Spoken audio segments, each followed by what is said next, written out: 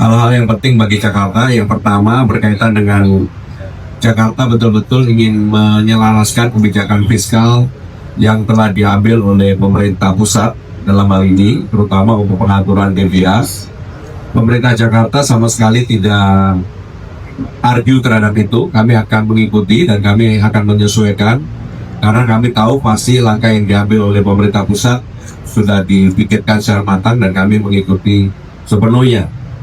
Ya, pertama saya mengucapkan terima kasih kepada Pak Gubernur yang nggak banyak protes ketika dana bagi hasil saya potong banyak tuh hampir 20 triliun. Nah ini masih bisa dipotong lagi.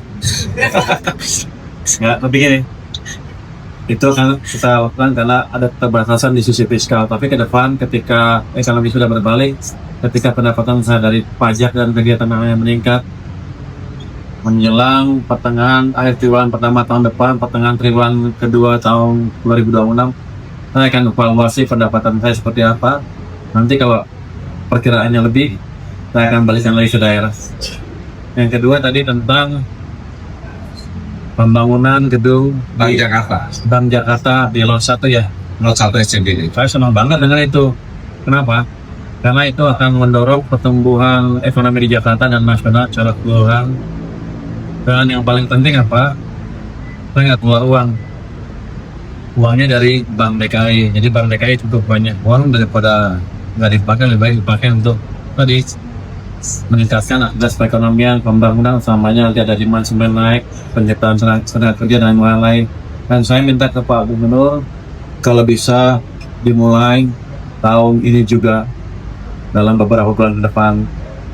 Pak Gubernur setuju. Jadi kita mau lihat impact dari strategi ini mulai tahun ini mulai terlihat. Ini kan bangun gedung berapa? 14 bulan jadi? 15 bulan. Jadi akan berdampak ke depan. Dengan itu saya pikir yang lain juga akan ikut membangun.